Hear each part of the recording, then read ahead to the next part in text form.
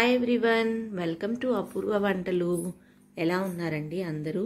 నేనైతే చాలా బాగున్నాను. మీరందరూ బాగుండాలని ఆశిస్తూ ఈ వీడియోనైతే స్టార్ట్ చేస్తున్నాను.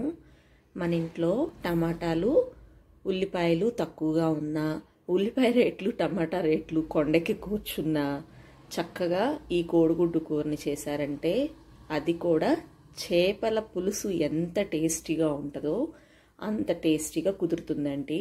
ఇంతకీ ఏంటి అంటారా?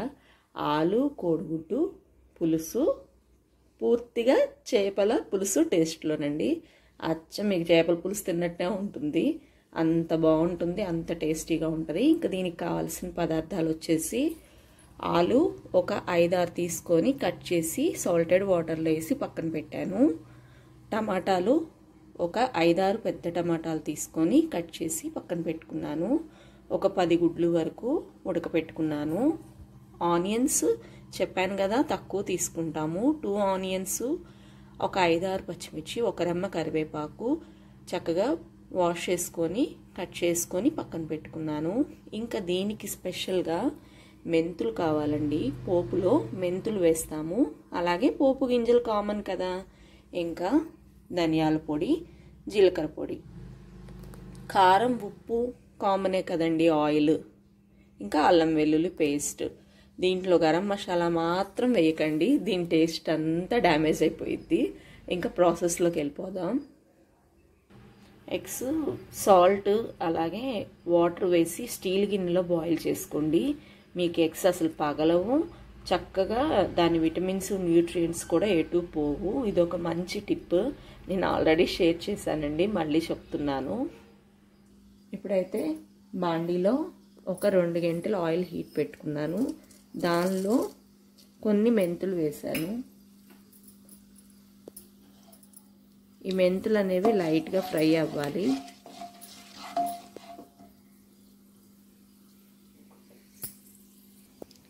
మెంతులు ఫ్రై అవ్వకపోతే మనకి చేదు వస్తుందండి కూర.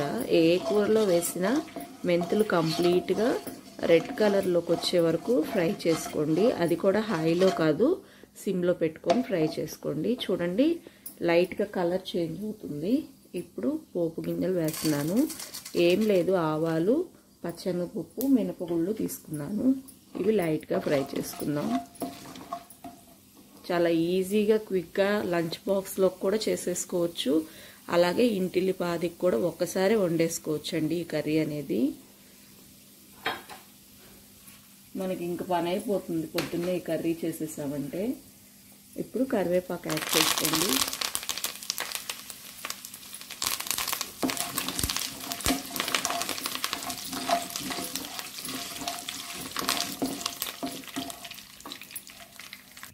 దీనికి ఒక నిమ్మకాయ సైజ్ అంతా చింతపండు నేను నానబెట్టానండి, ఒక 1/2 అవర్ ముందు.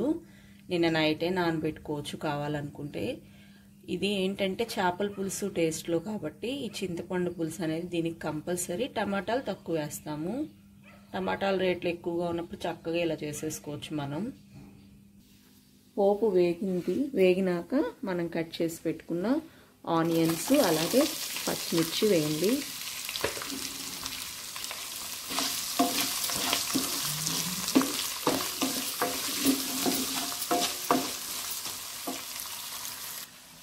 ఆనియన్స్తో పాటు ఆలు కూడా వేసేసాను.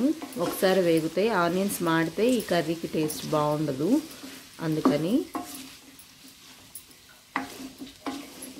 ఇప్పుడు ఇవి వేగటానికి అలాగే కర్రీకి సరిపడా పసుపు యాడ్ చేస్తున్నాను.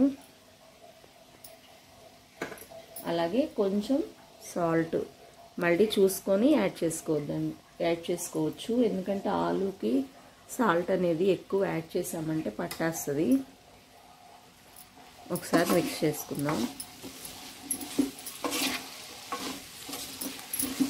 ఇలా వెడల్పుగా ఉండే పాన్లో చేసుకోండి, మనకి ఎగ్స్ వేసుకున్నా కూడా కర్రీ అనేది చెదరకుండా ఉంటుంది.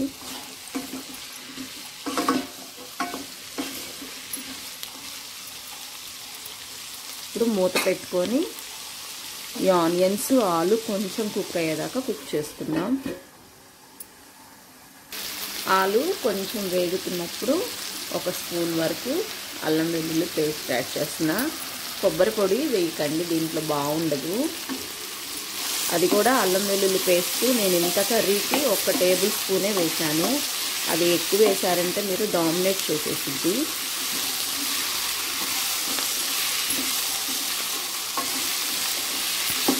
చాలా డిఫరెంట్గా ఉంటుందండి కర్రీ.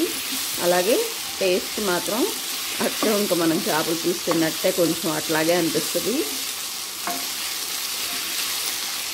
ఇలాగే ఆలుతో కూడా చేసుకోవచ్చండి, ఉట్టి ఆలుతో కూడా. నేను ఆలు స్కిన్తో సహా వేస్తానండి, చక్కగా కడుక్కొని. ఎందుకంటే స్కిన్ కింద విటమిన్స్ ఎక్కువ ఉంటాయి ఆలులో. లేదా బాయిల్ చేసి స్కిన్ తీసేసి వేస్తాను. కారం యాడ్ చేస్తున్నాను ఇప్పుడు. మీరు నా ప్రీవియస్ వీడియోస్ చూస్తే మీకు అర్థమవుతుంది, నేను ఎక్కువ అలాగే వేస్తాను.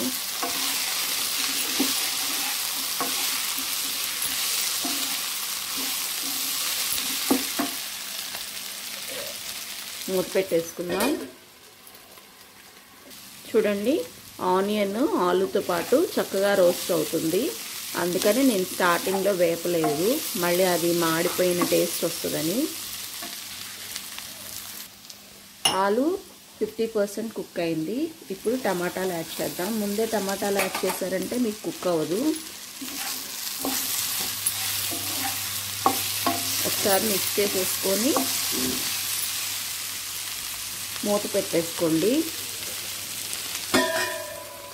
మీడియం ఫ్లేమ్లో పెట్టుకోండి, లేకపోతే మాడిపోయిద్ది. ధనియాల పొడి 1 ఫుల్ టేబుల్ స్పూన్ తీసుకున్నాను. 1/2 టేబుల్ స్పూన్ జీలకర్ర పొడి తీసుకున్నాను. ఇవి యాడ్ చేసేసేయండి కర్రీలో.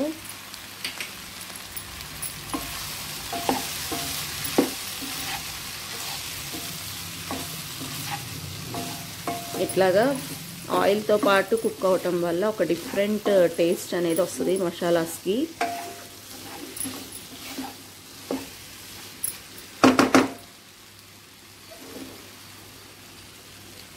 మూత పెట్టుకొని సిమ్లో ఒక 5 to 6 minutes కుక్ చేసుకోండి. టమాటాలు లైట్గా కుక్ అయినాయి కదా. ఇప్పుడు మనం తీసి పెట్టుకున్న చిక్కటి చింతపండు పులుసుని యాడ్ చేయండి. ఈ చింతపండు పులుసు అనేది 1 నిమిషం కుక్ చేయండి హైలో పెట్టి. వెంటనే వాటర్ యాడ్ చేస్తే మనకి చింతపండు పులుసు అనేది కుక్ అయిన టేస్ట్ రాదు. ఆలు టమాటా అనేది స్మాష్ అవ్వాలి. ఆలు కూడా లైట్గా స్మాష్ చేశారంటే చక్కగా గుజ్జు వస్తుంది కూరకి. ఇట్లాగా సారీ అండి, జలుబు చేసింది.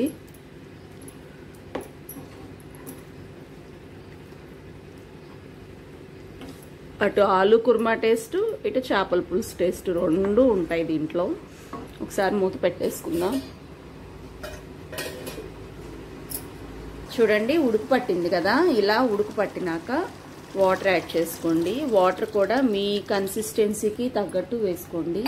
అలాగే సాల్ట్, కారం కూడా ఈ స్టేజ్లో చూసుకొని మీకు చాలలేదు అనుకుంటే చక్కగా యాడ్ చేసుకోవచ్చు. ఈ వాటర్ అనేవి బాయిల్కి రానిద్దాం. చూడండి, పులుసు కుక్ అవుతుంది చక్కగా. ఇప్పుడు మనం ఒలిచిపెట్టి ఘాట్లు పెట్టుకున్న కోడిగుడ్లను దీంట్లో యాడ్ చేసుకోవాలి.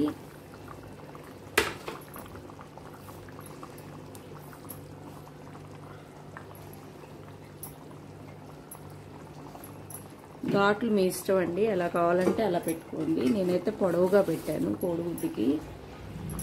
మా బొడ్డోడు ఒలిచిచ్చాడండి నాకు. అందుకని వేస్తున్నాడు.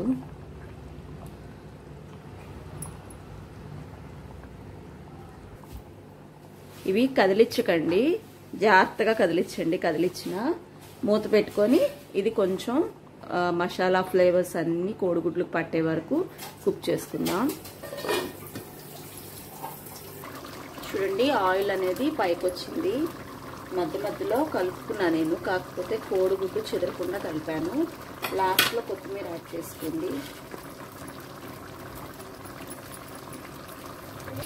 ఆయిల్ ఇలా పైకి వస్తే మనకి కర్రీ అనేది రెడీ అయిపోయినట్టే.